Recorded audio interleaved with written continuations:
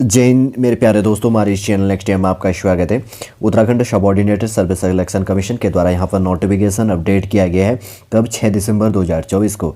किसके लिए नोटिफिकेशन विज्ञप्ति यहाँ पर अपडेट है, वैकेंसी क्या है, क्या चीज़ें हैं, फॉर्म फिल के लिए क्या इंपॉर्टेंट इंस्ट्रक्शन यहाँ पर निकल के आएगा, शॉर्टली रूप से हम डिस्कस करेंगे इस वीडियो के अंतर्गत पे। बने रहेगा। यदि आप नए हैं, यदि आपके द्वारा हमारे इस चैनल नेक्स्ट टाइम को सब्सक्राइब नहीं किया तो सब्सक्राइब कीजिए, बेल आइकन को प्रेस कीजिए, ताकि जो भी कंटेंट, जो भी इन्फॉर्मेशन हमारे द्वारा आपके लिए अपडेट किया जाता है तो उसका नोटिफिकेशन आपके पास समय पर अवेलेबल हो जाएगा। ठीक है, देखिए उत्तराखंड अधीनस्थ सेवा चयन आयोग है, जिसका हेडक्वार्टर है रायपुर थाना road, Maharana Pratap sports college Raipur के सामने, देहरादून 248008 इसका ऑफिशियल पिन कोड नंबर है, पोस्ट इंडक्शन नंबर जिसको कहा जाता है, और ऑफिशियल वेबसाइट है www.sc.uk.gov.in, जिसका फुल फॉर्म होता है subordinated service selection commission .uk का उत्तराखंड.gov.in। ईमेल है इसका चयनायोग@gmail.com। देखिए 6 दिसंबर 2024 को नोटिफिकेशन विज्ञप्ति यहाँ पर अपडेट किया गया है। उत्तराखंड अधीनस्थ सेवा चयन आयोग के द्वारा डॉक्टर R.S. टोलिया उत्तराखंड प्रशासनिक अकेडमी नैनीताल के अंतर्गत ये क्वेश्चन है। ठीक है, कभी कभी एग्जामिनर पूछ लेता है कि R.S. टोलिया उत्तराखंड प्रशासनिक अकेडमी कहाँ पर है, नैनीताल जिले के अंतर्गत पर स्थित है। एक क्वेश्चन आपको भी होगा। और इसी के अंतर्गत उप पुस्तकालयाध्यक्ष और उसके बाद में पुस्तकालय एवं सूचना सहायक उच्च शिक्षा निर्देशालय के अंतर्गत सहायक पुस्तकालयाध्यक्ष व कैटलॉगर तथा उत्तराखंड राज्यपाल सचिवालय के अंतर्गत सूचीकार के रिक्त समूह ग के अंतर्गत पर ग्रुप सी के लिए वैकेंसी यहाँ पर अपडेट किया गया है।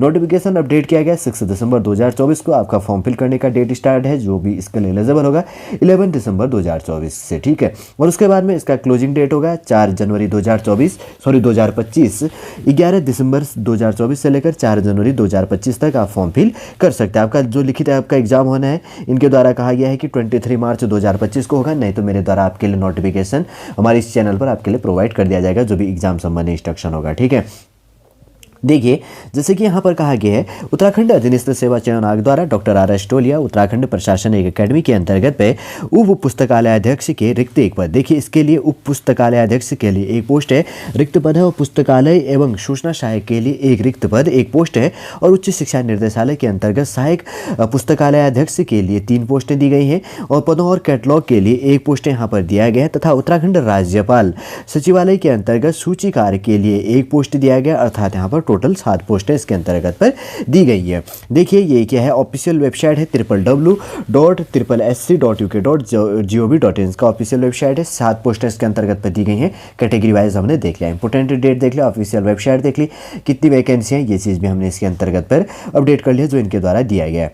पदों की संख्या यहाँ पर घट बढ़ सकती है। जैसे सबसे पहले उप पुस्तकालयाध्यक्ष के लिए एक पोस्ट दिया गया है, तो ये किसके लिए है, डॉक्टर R.S. टोलिया उत्तराखंड प्रशासनिक अकेडमी है, तो इसमें अनरिजर्व कैटेगरी के लिए एक पोस्ट यहाँ पर दिया गया। मिनिमम एज लिमिट 21 है और मैक्सिमम 42 साल यहाँ पर दिया गया। इंपोर्टेंट एजुकेशन क्वालिफिकेशन जैसे आपको स्क्रीन पर दिख रहा है, किसी मान्यता प्राप्त विश्वविद्यालय से आपके पास में ग्रेजुएशन होना चाहिए। सेकंड पॉइंट इंपोर्टेंट हो जाता है, किसी मान्यता प्राप्त विश्वविद्यालय से पुस्तकालय विज्ञान में स्नातक उपाधि, और परंतु पुस्तकालय विज्ञान में स्नातकोत्तर उपाधि धारक को वरीयता दी जाएगी, जो इसमें वरीयता इसके अंतर्गत। और कंप्यूटर परिचालन में 1 वर्ष का आपके पास में डिप्लोमा होना चाहिए, कोई फिक्स नहीं है कि आपके पास में CCC ओ लेवल हो। एक बेसिक से आपके पास में वैलिड कंप्यूटर सर्टिफिकेट होना चाहिए। ठीक है, 1 साल का। अधिमानी अर्हता की बात करेंगे, ऐसे एक व्यक्ति को इसमें अधिमानी दिया जाएगा जिसने प्रादेशिक सेना में 2 वर्ष का जॉब किया, जिसके पास में NCC का BSc प्रमाण पत्र अवेलेबल है। ठीक है, ये ध्यान रखना। उसके बाद में सेकंड है, यहाँ पर पुस्तकालय एवं सूचना सहायक के लिए एक पोस्ट दिया गया है, वो भी अनरिजर्व कैटेगरी के लिए। मिनिमम एज लिमिट 21 और मैक्सिमम 42 साल दिया गया है। इंपोर्टेंट एजुकेशन क्वालिफिकेशन है, सबसे पहले आपके पास में ग्रेजुएशन होना चाहिए। सेकंड पॉइंट है यहाँ पर, किसी मान्यता विश्वविद्यालय से पुस्तकालय विज्ञान में स्नातक ग्रेजुएशन होना चाहिए, और कंप्यूटर परिचालन में 1 वर्ष का आपके पास में डिप्लोमा होना चाहिए। वरीयता दी जाएगी यदि आपने प्रादेशिक सेना में कम से कम 2 वर्ष का जॉब किया है, और यदि आपके पास में NCC का BSc प्रमाण पत्र अवेलेबल हो जाता है। सी पॉइंट है, यहाँ पर पुस्तकालयाध्यक्ष के लिए टोटल 3 पोस्ट दी गई है, और आंशिक रूप से कमजोर वर्ग के लिए दिया गया है। ये देखिए इकोनॉमिकल वीकर सेक्शन के लिए यहाँ पर वैकेंसी अपडेट है। सहायक पुस्तकालय के अंतर्गत पर उच्च शिक्षा विभाग के लिए, उच्च शिक्षा निर्देशालय के लिए यहाँ पर वैकेंसी अपडेट है। ये चीज़ भी देखना इंपॉर्टेंट है। ठीक है, आप कंफ्यूजन मत होना, इसके लिए भी वही वैकेंसी मेमोरी ये क्या है, इसके अंतर्गत अंतर्गत पे आर एस्टोलिया उत्तराखंड प्रशासनिक अकेडमी के अंतर्गत पर है, ठीक है। उसके बाद में जो ये वैकेंसी अपडेट है पुस्तकालय अध्यक्ष के लिए, उच्च शिक्षा निर्देशालय के अंतर्गत पे इकोनॉमिकल वीकर सेक्शन के लिए वही मिनिमम एज लिमिट 21 और मैक्सिमम 42 है। इंपोर्टेंट एजुकेशन क्वालिफिकेशन यहाँ पर रिलेट हो जाता है, कला विज्ञान और वाणिज्य में स्नातक होना चाहिए और पुस्तकालय विज्ञान में स्नातक उपाधि और समकक्ष योग्यता होनी चाहिए। थर्ड पॉइंट है केंद्र या राज्य सरकार द्वारा मान्यता प्राप्त संस्थान से कंप्यूटर का 1 वर्षीय डिप्लोमा और समकक्ष योग्यता आपके पास में होनी चाहिए। अधिमान्य अर्हता की बात करेंगे तो प्रादेशिक सेना में कम से कम 2 वर्ष की सेवा दी हो, एनसीसी का बी या बी केवल बी कहा गया है, इसी ध्यान देना, बी प्रमाण पत्र होना चाहिए। थर्ड पॉइंट है लाइब्रेरी कार्य का अनुभव तथा लाइब्रेरी में कंप्यूटरीकरण की जानकारी आपके पास में अवेलेबल होना चाहिए, ठीक है, इसी ध्यान रखना। कैटलॉगर की बात करेंगे तो यहाँ पर एक पोस्ट दिया गया है जिसके अंतर्गत पे कैटलॉगर है उच्च शिक्षा निर्देशालय के अंतर्गत पर अनरिजर्व कैटेगरी के लिए एक पोस्ट है, वही मिनिमम एज लिमिट 21 और मैक्सिमम 42 यहाँ पर दिया गया है। और इंपोर्टेंट एजुकेशन क्वालिफिकेशन हो जाता है कला विज्ञान वाणिज्य में स्नातकवादी। और सेकंड पॉइंट है पुस्तकालय विज्ञान में केंद्र राज्य सरकार द्वारा मान्यता प्राप्त संस्थान से डिप्लोमा अथवा समकक्ष योग्यता होनी चाहिए। थर्ड पॉइंट है केंद्र या राज्य सरकार द्वारा मान्यता प्राप्त संस्थान से कंप्यूटर का 1 वर्षीय डिप्लोमा समकक्ष एलिजिबिलिटी योग्यता आपकी होनी चाहिए। आपको वरीयता दी जाएगी यदि आपने प्रादेशिक सेना में कम से कम 2 वर्ष का जॉब किया, यदि आपके पास में एनसीसी का बी प्रमाण पत्र है।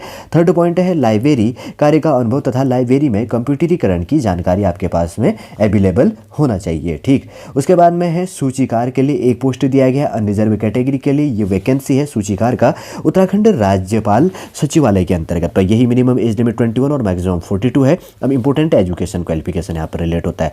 देखिए यहाँ पर जैसे कि कहा गया है कि सबसे पहले पॉइंट है भारत में विधि द्वारा स्थापित किसी विश्वविद्यालय की स्नातक उपाधि या सरकार द्वारा मान्यता प्राप्त कोई अन्य समकक्ष अर्हता के साथ में पुस्तकालय विज्ञान में प्रमाण पत्र जिसके अंतर्गत पे है या सरकार द्वारा मान्यता प्राप्त कोई अन्य समकक्ष अर्हता आपके पास में अवेलेबल होना चाहिए। वहाँ पर रिपीट करते हैं, भारत में विधि द्वारा स्थापित किसी विश्वविद्यालय की स्नातक उपाधि, विश्वविद्यालय की स्नातक उपाधि या सरकार द्वारा मान्यता प्राप्त कोई अन्य समकक्ष अर्हता के साथ पुस्तकालय विज्ञान में प्रमाण पत्र या सरकार द्वारा मान्यता प्राप्त कोई अन्य समकक्ष अर्हता होनी चाहिए। और सेकंड पॉइंट है कंप्यूटर पर हिंदी और इंग्लिश टाइपिंग कम से कम 4000 की डिप्रेस पर आवर का एवरेज होना चाहिए। 10 मिनट का एवरेज टेस्टिंग लिया जाता है, लेकिन यहाँ पर 1 घंटे का पर 1 आवर्स का जो एवरेज होता है ये 4000 होता है, ठीक है, इसी ध्यान रखना।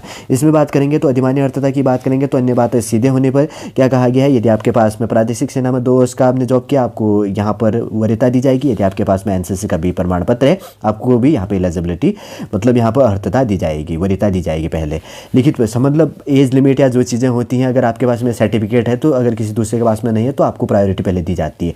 ध्यान रखना 100 नंबर का यहाँ पर पेपर होगा, 2 घंटे का आपको टाइमिंग दी जाएगी। कहने का मतलब है 100 क्वेश्चन यहाँ पर होंगी, 120 मिनट का आपको टाइमिंग दिया जाएगा, पर 1 मिनट में एक क्वेश्चन सॉल्व करना है, ध्यान रखना।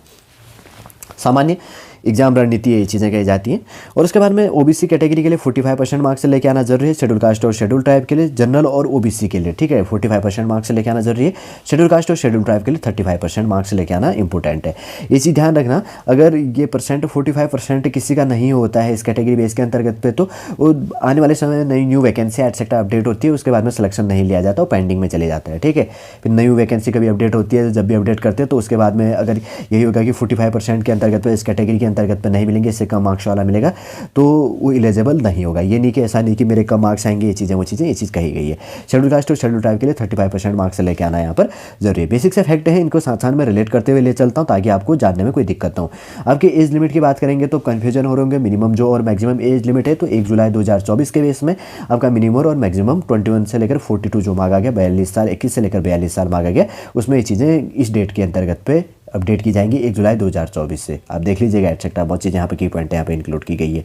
आवेदन के पात्र कौन है वो चीज़ हमने पहले भी डिस्कस कर चुके हैं। नेशनलिटी वही कही गई है, क्या चीज़ें हैं, थोड़ा सा नेशनलिटी होता है इंडियन और थोड़ा सा तिब्बती रिफ्यूजी या उसके बाद permanently you are settle in Pakistan, Myanmar, Sri Lanka, eastern African country, Kenya, Uganda, United Republic of Tanzania, जांजिया जैसे पूर्वी तंजानिया, जाम्बिया, मालवे, जेरे, एथियोपिया एटसेट्रा जो यहाँ पे इंक्लूड होते हैं वो इसके लिए जो परमानेंटली रूप से यहाँ पर सेटल है वही। सबसे पहले तो भारत का नागरिक है और की पॉइंट यहाँ पर दी गई है, तिब्बती रिफ्यूजी और जो ये चीज़ है अफ्रीकन कंट्री बेस के अंतर्गत पे श्रीलंका एटसेट्रा जो मैंने यहाँ पर बात कर लिया, ठीक है। करेक्टर आपका अच्छा होना चाहिए, 1 से ज़्यादा शादी नहीं होनी चाहिए, फिजिकल सही रहना चाहिए, रिजर्वेशन आपका जो कैटेगरी है उसको दिया जाएगा। एक क्वेश्चन भी बनता है, ठीक है, यहाँ पर लिखा गया है कि किस कैटेगरी के अंतर्गत पे कितनी वैकेंसी के अंतर्गत पे कितनी रिजर्वेशन इंक्लूड है।